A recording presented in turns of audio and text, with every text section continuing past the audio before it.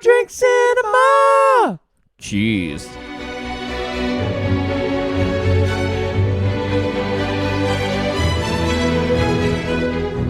Yay. So, Thank you to the one person that's watching. we're away. So to cover off what we've already said, it's lockdown. You all should be at home. So we thought we'd give you something to do while you are at home. And that something should have been in the last couple of days watching Plan 9 from Outer Space. Yeah. And now it is listening to us talk about Plan 9 from Outer Space. So another cheers, because now we can Another hear you. cheers. Cheers. Hang on. Up to the camera. I don't have a microphone, so cheers. All right, Plan 9 from Outer Space. Stuck in. All right, I'm going to read. Oh. When you Google Plan 9 from Outer Space, Mm-hmm. and I heard it's called something the other day. Anyway, now this is just from Google. Right. Aliens Eros and Tanner arrive on Earth and try to raise the dead in hopes of overtaking the planet, while the military tries to keep the aliens' activities a secret. Yep. That is in the That's it. film, but that's not how I would review it. No. That's a plot, Yes. but it does not do the film justice. No. But it's also like, how can you really summarize this movie? Well, IMDb says, evil aliens attack Earth and set their terrible Plan 9 into action. As the aliens resurrect the dead of the Earth, the lives of the living are endangered. Okay, that Okay. makes sense. That's another thing that's added to the description of the film. It's rated 4 out of 10 on IMDb Oh. and 68% on Rotten Tomatoes. Isn't that good? Yeah. That's like out of 100%. Yeah. Plan 9 from Outer Space, this is Wikipedia now, is a 1957 independently made American black and white science fiction horror film produced, written, directed and edited by Ed Wood. Correct. The film was shot in November. You know a film's going to be good if it's shot in 1 month. And across probably about a week, I think. Yeah. The film was shot in November of 1956 and had a theatrical preview screening in 1957 at the Carlton Theatre in Los Angeles. The on-screen title at this time read Grave Robbers from Outer Space. It later went into general release in 1959, retitled Plan 9 from Outer Space. Right. Well, obviously Ed Wood didn't have a lot of money. No, the budget was $60,000. Right. Yeah. I think he spent most of that on one sequence of kind of armies firing at UFOs. That has to have been stock footage. I think that was about $59,000 of the budget. It was definitely stock footage. So much stock when footage. When it then cuts to the colonel, commander, whatever his name is, he's clearly standing in front of a grey cardboard wall. It really is one of my favourite things about this film is that grey wall, just about every character stands in front of it for some scene. Yes. Like the colonel stands in front of it with the binoculars, watching all of the pointless shooting at the UFOs. And then the police sergeant stands in front of it for something. The pilot stands in front of it, or they just grab a little bit of cardboard and sitting in front of it, and then it becomes the cockpit. The flamboyant alien leader sits in that room, sure. Yes. The flamboyant leader, his name's just Leader. Well, I think I was thinking that. It's just during the film. leader. Like, I don't know. The leader, like The Simpsons. Yeah. And the leader. He's quite possibly, and this includes Tor Johnson, the worst actor in the film. I don't know about that. No, because when the boss alien talks, it's like he can't remember his lines. Well, when Tor Johnson speaks, it's like he can't remember how to talk. At one point, I was like, I wasn't sure if he had a stroke. while he was talking. Or if he already died. Yeah. So there's a bit. He does it. He has like 2 lines in the movie because he dies fairly early on. Yeah. But it's not very. I want to say legible, but that's not the right word. No, this is how it sounds. It's what is it? He goes, "Oh, we're gonna get a flash on a patrol car." They're like, he's got to go search the cemetery. So like, it's kind of dark out there, Inspector. I think he's an inspector. Yeah. He goes, "Yeah, sure. There's a flashlight from the patrol car." So he's Swedish, Tor Johnson. Yeah, I gathered that from the size of him. Are Swedish people big? I've just found it on... Minutes later, the police, led by Inspector Daniel Clay, arrived at the scene. Yeah. Who found them? The man and girl. This is the listening. Medical examiner been around yet? Just left. The morgue wagon ought to be along most any time. You get their statement? Yeah, much as we could. They're pretty scared. Finding a mess like this ought to make anyone frightened. But that's not even the best yet. Now the boys take the guy and the girl back to town. You take shots. Okay, Inspector. What are you going to do? Look around that way. Pretty dark out there. Once you get beyond the range of those lights, you won't be able to see your hand in front of your face. I will get one of the flashlights from the patrol car. Be careful. I'm not getting one of the... He talks like some sort of robot zombie already. So... I want to get a flash on a patrol car. Like, I'm not necessarily making fun of the Swedish accent or the broken English. It's the fact that he's cast as a major role in this film. Yeah. Despite and that. I think he, like, gets one of the top billings in the thing. It's like him and Bela Lugosi and Vampira. Well, because Bela Lugosi was, like, of B-grade sci-fi horror films of the 50s. Bela Lugosi was it. Like, he played Dracula and all sorts of other things. And everything that Ed Wood did that he was in. But Bela Lugosi... Well, another thing that makes it so funny is that Bela Lugosi died during filming. Which is really bad luck, because we just read that the film was filmed in a month. Yeah, So it's really bad timing. And so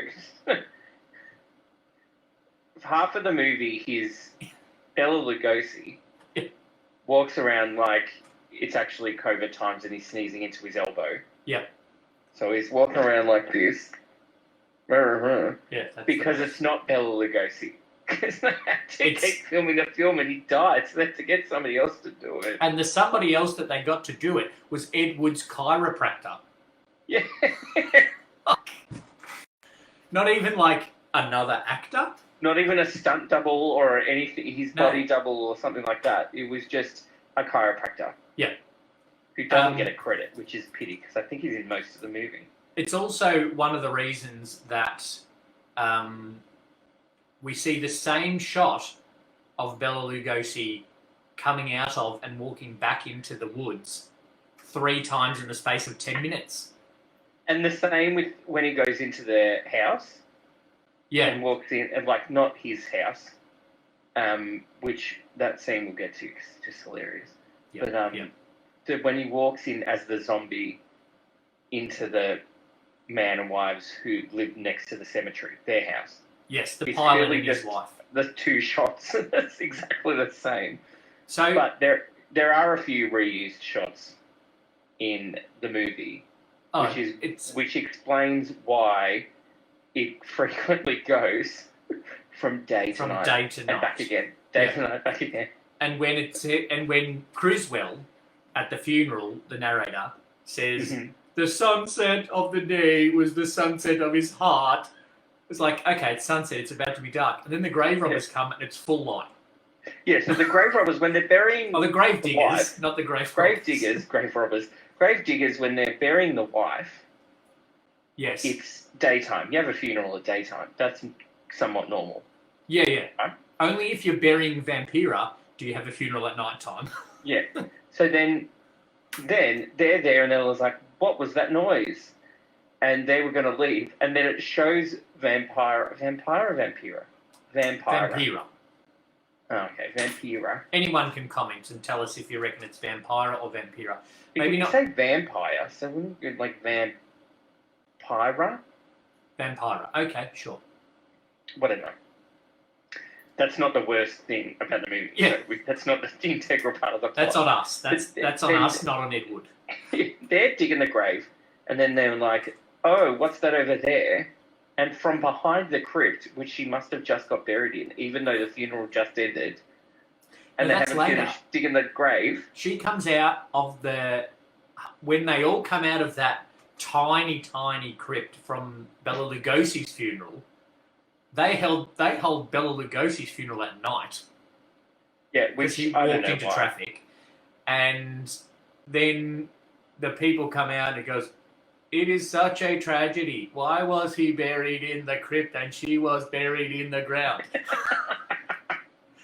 And then the woman sees Vampira through the trees in the mist, squeals, and she's got the nails. The longest fingernails and the smallest waist. I think her fingernails are longer than her waist is wide. I need to get her. It's just freaky how her waist is that small. Yeah, everybody that is listening, watching, should have watched it. So they should have seen Vampira. So speaking of narration, how good is Criswell? I mean, it's just, I can't describe the passion that he puts into those. I did share the video before this episode of Criswell's little intro from Plan 9 from Outer Space, and it is great. And he is not... that's Vampira. That's her waist. Yep. That's her waist. That's like, what, 10 inches? And then look at her hands by comparison. Oh, who even It's about knows? the same size. How do I choose a virtual background? Because I've got Criswell here. Oh, what, like this one? Yep. No, this one. one. I am Criswell. So this is Criswell. I predict the past. And so he is the narrator for Plan 9 from Outer Space. But he was something before Plan 9. Like, this isn't a character like the narrator in Rocky Horror. Yes. The amazing Criswell was an American psychic, from Wikipedia, was an American psychic known for wildly inaccurate predictions. So he started as a radio announcer and broadcaster. He began buying time on a local Los Angeles television station in the early 50s to run infomercials for his Criswell family vitamins. Oh, that's great, because one of my favourite quotes has to do with vitamins that I'll come to. To fill the time, he began his Criswell Predicts part of the show. This made him a minor offbeat celebrity in LA and around Hollywood, and his friendship with old show business people such as Mae West and rising fringe celebrities such as Paula Pandit made Criswell an entertaining presence at parties. This makes me think that Criswell thought he was serious, and Mae West invited him to parties to entertain people and laugh at him. Laugh at him. Not with him. Yeah. Yeah, so exactly. You've got 3 of your favourite Criswell quotes. Oh. I think I just have 2. Okay. The whole thing, I have quotes from the movie that are my favourites. 2 of them are his. But the whole thing, we'll go through the quote. Obviously, the first one is fantastic. Yes. My friends. My friends. The voice. Future events such as these will affect you in the future. Now, there's one before that. His very opening line, "We are all concerned about the future because that is where we will spend the rest of our lives." But then the movie's off to a bad start because the opening monologue, if you will, yes, is him saying that future events such as these will affect us in the future. But then also, this future event is a retelling of accounts from something that's already happened. Oh, yeah. just like... I never put that together. Like, what's that happened on that fateful night in the future? But it's... People are retelling what's already happened? Yeah. So it's a retelling of something that has already happened, but maybe he's saying it could happen more in the future. Okay, maybe. Because that is where we will spend the rest of our lives. Yes. Yeah. I don't know. Your next favourite quote... From Criswell, I'll say it. It's earlier on, you know, the old man has come back from Vampira's funeral. And he's in their house. In now the daytime. Yeah, in the daytime, but then it's quickly night time again. Yep, after he gets hit by a car. And I think it's this. There's another line before this one that's something like, the house they once shared is now just a tomb or something like that. The house they shared is now just a tomb. The sky is now just a covering for her dead body. Yeah, and then this one, which actually is quite deep, this one. Yeah. The flowers she had planted with her hands became nothing more than the lost roses of her cheeks. Steep. I want that. I love how he delivers it better as well, because he's just like, the flowers she had planted with her hands. Like, that's a really important. Like, how else was she planting them? Yeah, especially in the 50s. Oh. Like, there's no machinery at home to plant things in the 50s. Well, is it the 50s or is it the future? I'm still not really sure. Or is it the past? Who knows? Do My you have a favourite Criswell, and I'd forgotten it until last night, was at the end. He does the outro, and he says, you prove that this didn't happen. Yeah, so, again, he's flicking between past and future. This has already happened, and this could happen to you in the future. And probably two of my favourite lines from his are at the end. He also says, someone could pass you in the night, but you wouldn't know it because they're from outer space. What does that even mean? I don't know. Someone could pass you in the night and you wouldn't know it because they're from outer space. That could be happening all the time. If you don't know about it, someone could be passing you at any time. My Uber Eats driver could have been from outer space. But you wouldn't know it, did he, if he passed you in the night? Because it's in the future. So then, in order to really, ram home to us that this does seem very futuristic and impossible, but it's not. It could happen to you in the future or in the past. He says, we used to laugh at the horseless carriage, like this bit. So he lists off all these technological advancements. We used to laugh at the horseless carriage, at electricity, at the telephone, at the airplane, and even vitamins. Doesn't he say television? Yeah. But they're all technological advancements. The airplane, the car, television, the telephone, and even vitamins. Why does vitamins get thrown in there? Well, he's clearly got a share in vitamin sales, and this would have just... Criswell Family Vitamins infomercials is where he did it, where he started. So obviously he's... Are we moving on from the background? No, I was just getting, dizzy from it. I wasn't doing Criswell justice. I'm going to move to this one. Oh, God, keep that up, because you can't see a cemetery. string in that one. But obviously... And it's actually hovering still.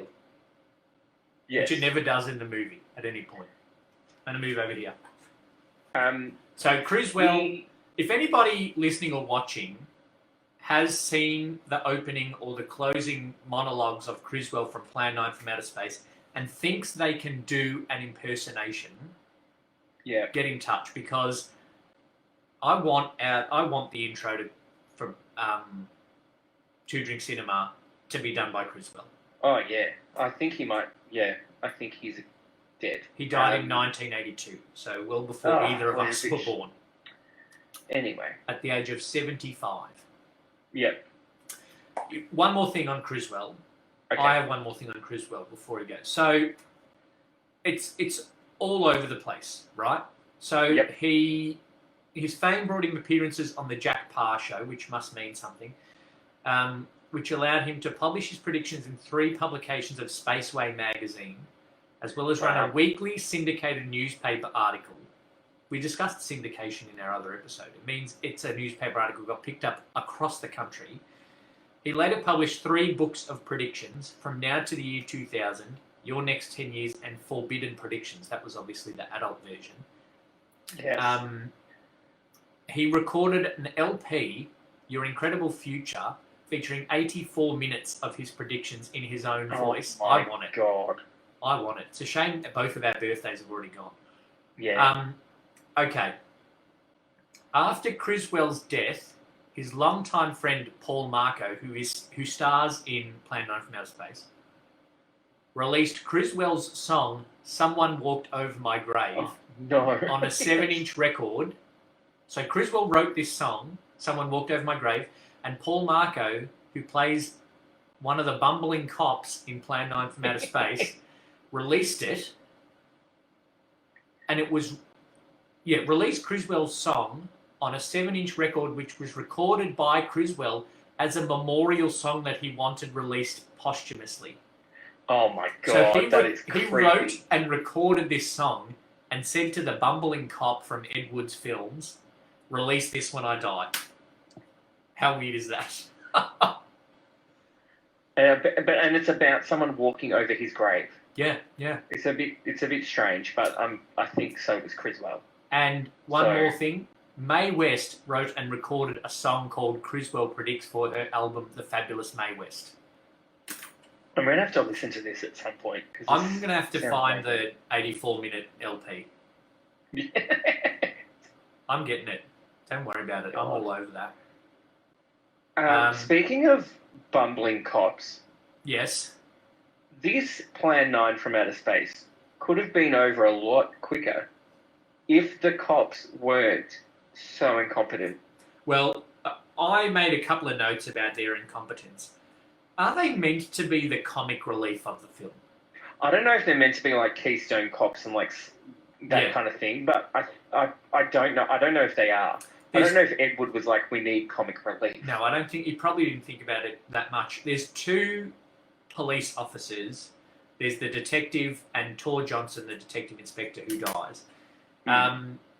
The 2 normal cops, I reckon they're the best actors in the film.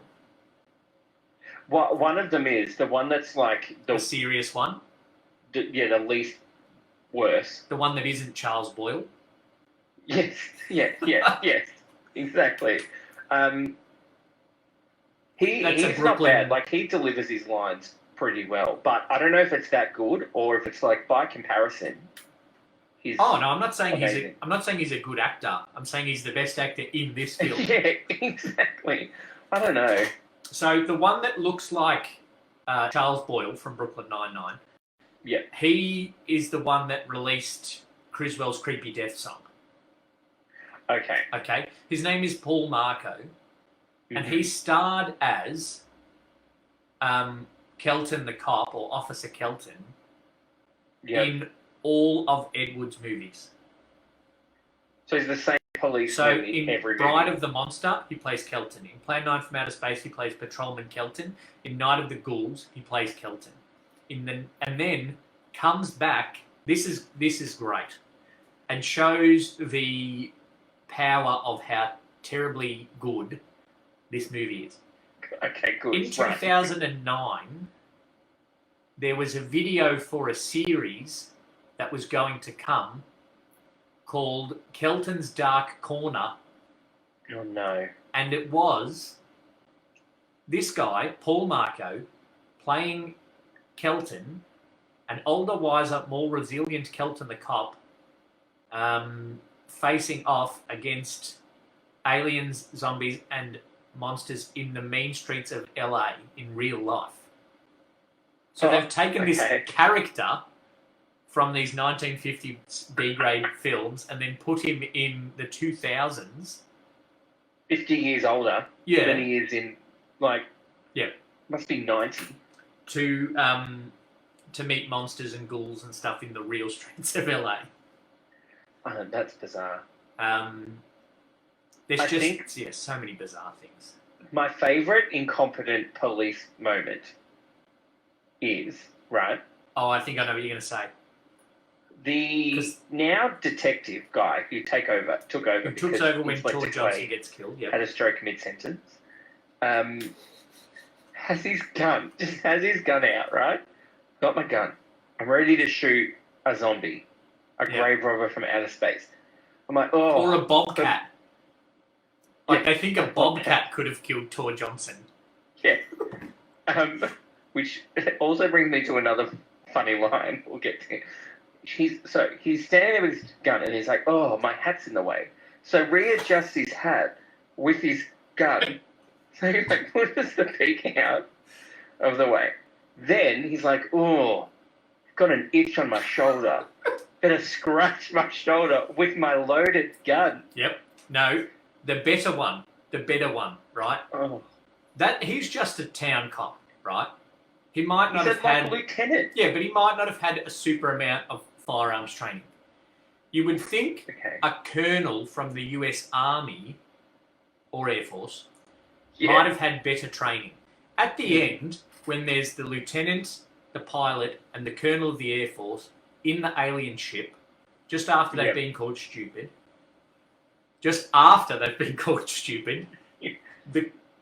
the lieutenant goes to step forward, the colonel stops him, and then puts his gun on his chest to stop him.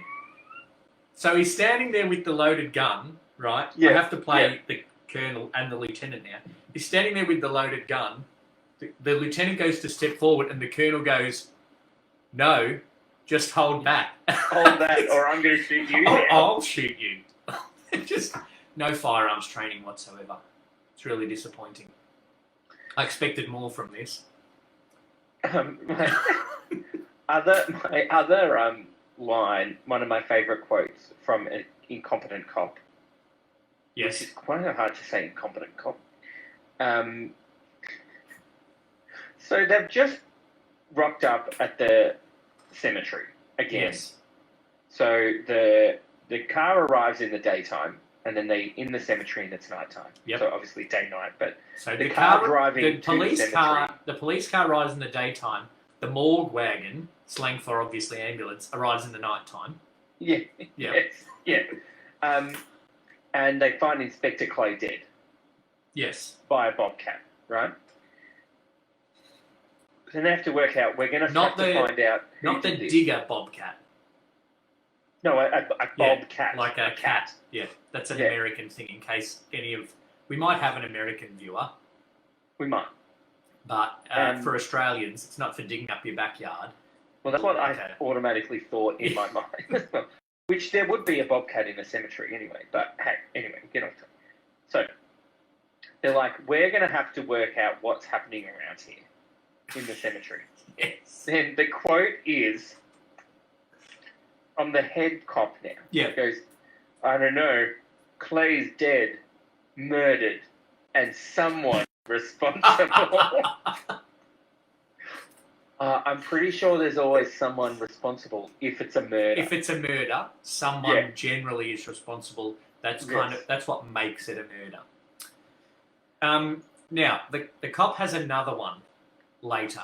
After Inspector Clay is resurrected, they find the grave, and they say, "Oh, it looks like if someone had broken in, the dirt would be piled over here. Looks like someone's broken out." And he goes, "Oh, we'll make a detective of you yet." And then he goes, "Oh, we shouldn't go in the grave without the next of kin approval." And then they go, "Oh, but we can't see the gravestone to know who it is." And then he goes, "All right, get in there then." Yeah. Oh well, in that case, then you better go in. One more. Can I say one more from this lieutenant cop? Please. The colonel comes, right? And the colonel says, "Flying saucers are real." And he goes, "Oh, and there's aliens and there's this, that, and the other."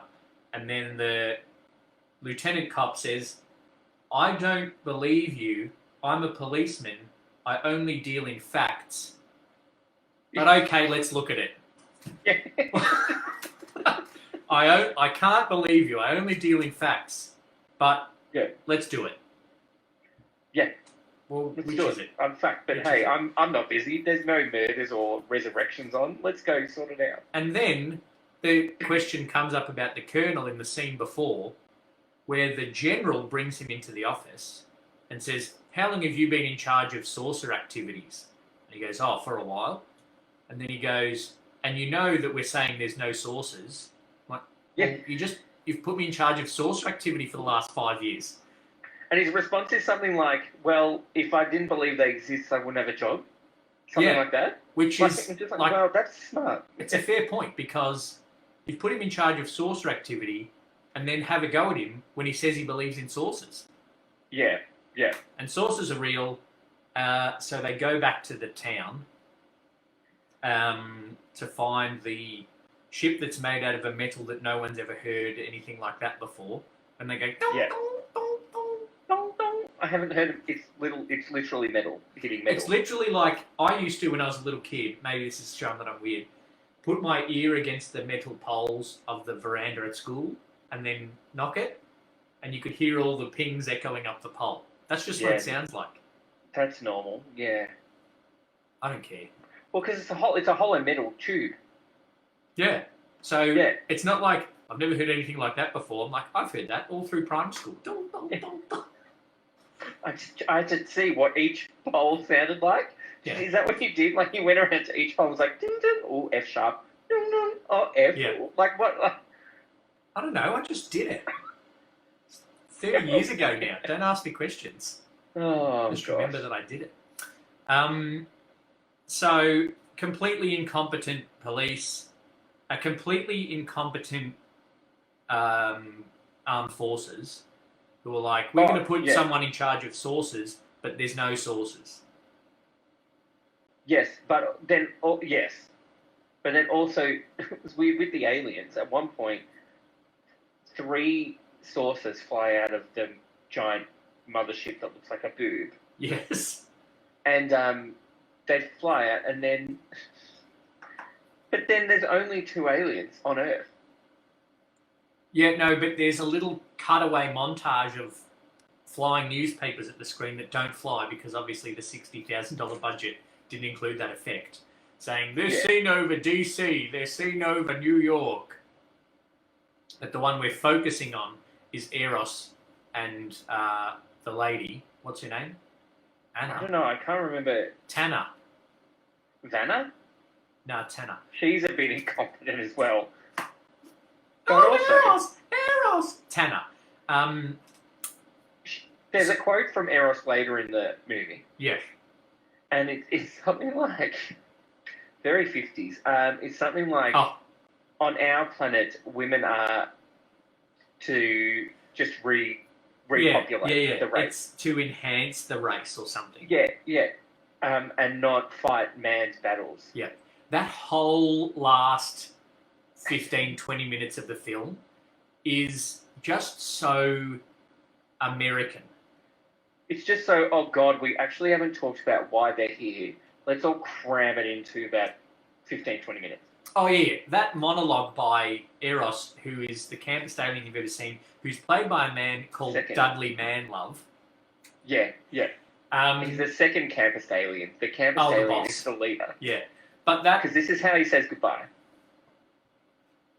That's how you have to leave the room. But also, like it's the eye roll. When they show Tor Johnson to the leader, and the electrode gun doesn't work, and Tor Johnson almost kills Eros, he just goes back to sit down and just goes, sits down. Incompetent. But no, other than that, Dudley Manlove's going on about how stupid men are. Stupid. And why they've invaded. That whole bit of like leading up to that is so 1950s post-war American. Look how powerful our men are. Yeah. Because it's the pilot going to protect his wife. It's the colonel going to show the might of the armed forces of America. And it's just like, oh, you know, our guns have worked on flesh and blood before, and you look like you've got plenty of both. Like, these guys are clearly aliens with advanced technology. You've just got a gun that you use to scratch your earlobe. Yeah. Like, they're ahead of you. But it's, how could any race be so stupid? Yeah. And then he points his gun at his partner to try and stop him. Well, that's how any race can be so stupid. Yeah. But it's just like... And that was one of the things of this 50s B-grade sci-fi horror. Because it's a genre of its own. It's all its own genre, this B-grade sci-fi horror thing of the 50s. And a lot of it came about because Americans were still scared from after the war, and they were scared, obviously, of the communists because that's what they were told to be scared of. Yeah. And so people went to see these movies to see an invasion get thwarted by the American power. Yes. And so that's what this last 15 minutes of the movie is like, oh, we can't shoot it with our guns because they're so advanced, but our men can still save the day by just punching the alien. Yeah, just punching him. Yeah, and then everything catches fire. Yes. And Tanner is no good. There's no fire extinguisher that she can work on the whole ship. She can't do anything. No. He's clearly dead. She can just turn the dial to open the door. Yeah. There was this whole ending explaining why they've come to Earth to scare humans. Yes. Is very strange. I actually get it. Yeah. It's much easier to, like, in terms of cramming a whole lot of explanation and story into the end of the movie, it's actually much easier to understand than the last third of The Matrix. Right, yeah, that's true. But what I would have done if I was Ed Wood is made sure that more than one of my characters could say the word. That's what I wrote down. They were like, you have invented dynamite, and you blew up things, and blah, blah, blah. And now you've invented... because nobody can say it, I'm not really sure what the word actually is. You go with Dudley Manlove's pronunciation, Solomonite, which makes sense because it's solar energy and dynamite in one word. Solomonite. And then the pilot says Solomite. The colonel says Solarite. Yeah, and then the lieutenant says Solarite. And then Tor Johnson says Solarite. They try and say it, but it's clearly like we can only do 2 takes. So they was like, one, okay, next, whatever you say this time is just going to be how it's pronounced. Just have, have 2 goes of it, and we'll pick the closest one. Well, how do we... But we don't know of this whole... Yep, yes, that'll move on. We've got to cut, print, done. December 1 is the deadline. We got to go. This graveyard's being rented by another movie next week. What a dank graveyard as well. Obviously, graveyards aren't cheery places. But it is literally just looks like it's in the middle of a deserted town paddock. Yeah. Like there's no fence. It's on the edge of town, and that's why they lived there. Because it would be quiet. The pilot and his wife. And it's a little too quiet, and then it isn't quiet when a flying saucer lands there. But we've talked about the bad script, and we've talked about the bad acting. We've talked about the reusing of scenes, which all are 3 hallmarks of low-budget B-grade films. But the graveyard has the low sets. The low sets. The cardboard, 2 cardboard triangles stuck together to make the Star of David. Yeah, and clearly the scene where Tor Johnson is rising from the dead. Yes. And it's clearly a very short, a small set or prop or whatever. Yeah, the hole's about this big. The hole's about this big. Yeah. And with then with the a little piece gravestone of that's about cardboard this above big, it. right? Yeah. And then the leaves on the ground are about the same size as the gravestone. Yeah, they're normal sized leaves. Yeah. But then at one point, when the pilot's wife is getting chased by Tor Johnson, she falls over and the fake grass moves. Yeah. Because it's obviously just like green carpet. And I think some of the headstones or gravestones just fall over. Yeah, I think the lady that's chased by Vampira after Bela Lugosi's funeral knocks over a gravestone. Yeah. Also, if you were, say you lived, why would you live on the edge of a cemetery? Because it's quiet. They said that. 2, if you knew there were zombies rising from the dead, Yes. and one of the zombies came into your bedroom at night, Yep. would you then proceed to run Into the cemetery. Or would you run in the complete opposite direction, assuming there is a road? Maybe into the town. Yeah, where people are. Yeah. Not the cemetery, where more zombies and empty graves are. Yeah. And where they just said to the cop, this weird flashing light came from the cemetery. Yeah, But I'm let's going to run that way. It's very strange. That scene is very strange. But one of the things that the scene just before that, before the pilot goes off again, there's just a few unnecessary scenes. Like, I think the government's trying to cover up flying saucers is unnecessary. He's been muzzled by army brass. Yeah, that's... army brass 3 times in one scene. I'm muzzled by army brass. Foghorn Leghorn's been muzzled by army brass. I'll say. But then, so that whole thing is unnecessary. And then the meeting, and then this other scene where the general is looking in the binoculars, and then the other army man comes along and says, "We were just shooting at clouds." Yeah. That whole thing's unnecessary. But the most unnecessary scene is just before the pilot leaves again, and she says, "I hug your pillow at night because sometimes I feel lonely." Yeah. Like, what? Why? Like, we get you're in love, you're married, we get you're in love. Do we need this whole, sometimes I get lonely and I have to hug your pillow at night. It was just weird. I think it was Bela Lugosi going, "Oh, we need some romance in here. I need to show people I can write a serious dialogue that isn't as deep as the roses of her cheeks," or whatever the quote was. "Oh, let's put a little love story in there." I'm like, they're husband and wife. There's already a love story. Yeah. Damsel in distress. So that's most of my... Oh, actually, 2 things about the movie that I thought weren't terrible. The titles weren't bad. The titles and the music's not awful. That was the other thing. I thought the score was pretty good. Like, it's a very classic, just like, horror suspense movie score. Yeah. I thought I had some available. Obviously not. This is how you say hello, or you greet your leader in your whatever country they're from. Planet. They never say what planet they're from. No. Just it's in the same solar system. No, but then they're in the same galaxy, he says at the start, but then he says, our sun.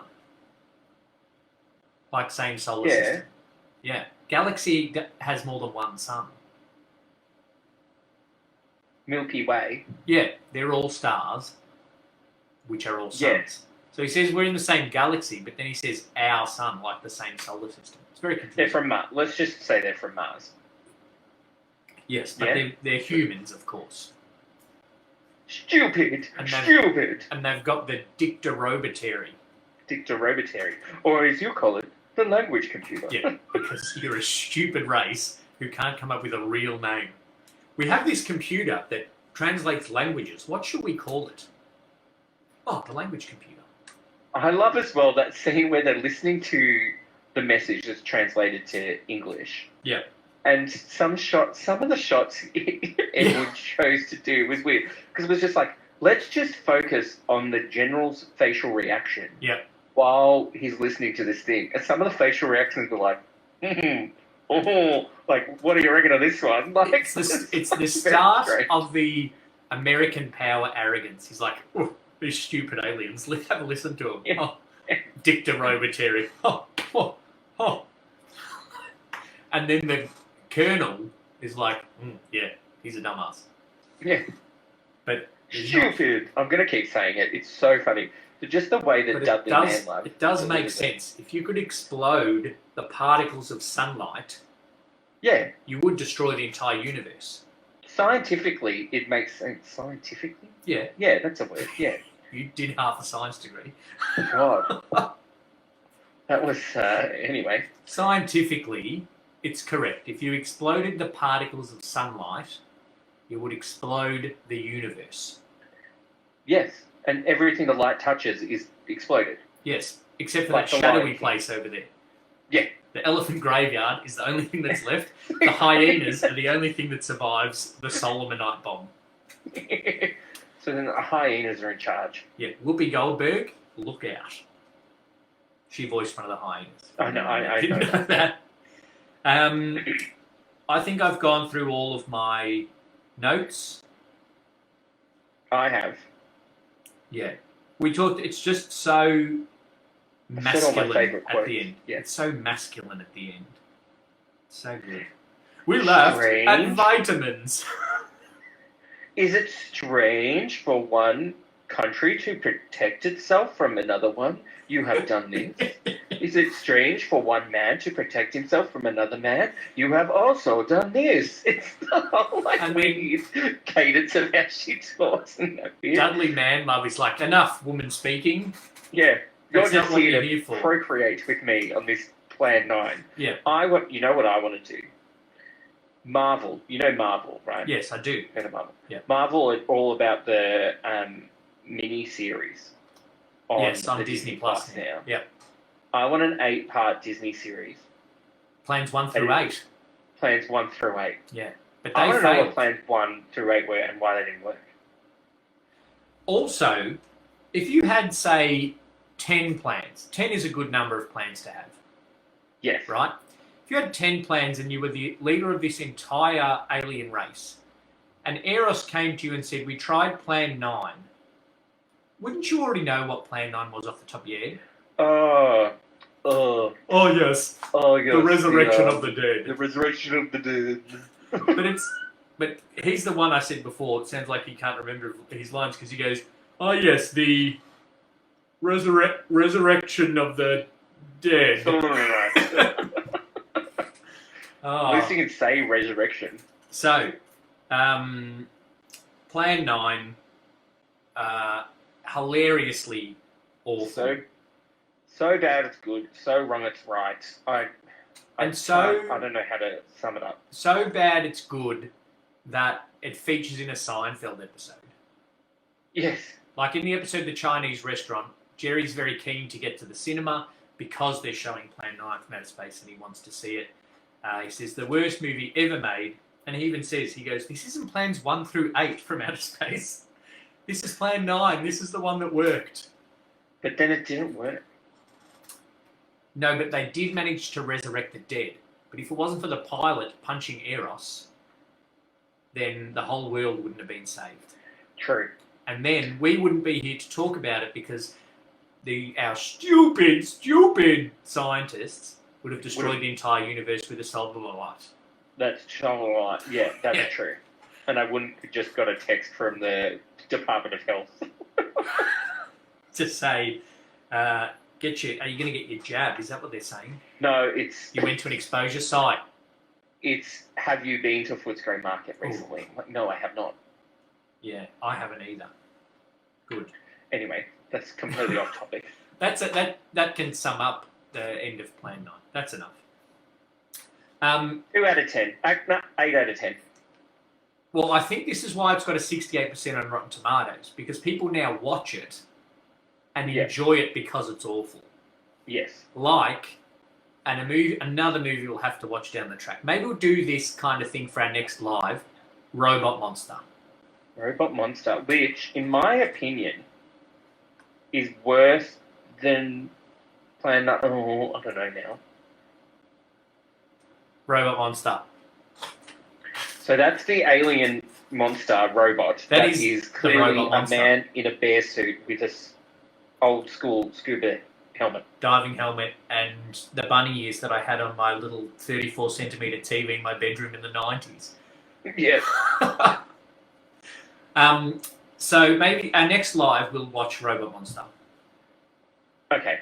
It's so... You see many more strings in Robot Monster than you do in Plan 9. I think at one point in Robot Monster, you can see a hand holding a prop that's on fire or something. And a lizard has a fin stuck to it to look like a Godzilla-type monster. Well, we're going to spoil the movie. Ladies and gentlemen, that's something to look forward to, and everybody else watching. That's something to look forward to for our next live for Robot Monster. Shall we finish with some trivia? Sure. Who is Tor Johnson? He was a Swedish wrestler. Anyway. I made a Seinfeld reference too. Can I put this in? Oh, there you go. And look, speaking of clunky exposition for the last third of a movie. Why do you have that? That's from our first Facebook Live. Really? Yeah, this is going to be me with all of the screens of this is how much I'm watching during lockdown last year. Oh, right. Farewell, my friends. Thank you, Brett. Thank you, Criswell. Thank you, Ed Wood, for the glory of Plan 9 from Outer Space. This has been To Drink Cinema. Make sure you follow us on the socials so you don't miss anything. And make sure you subscribe, rate, review, thumbs up on whatever channel you're watching.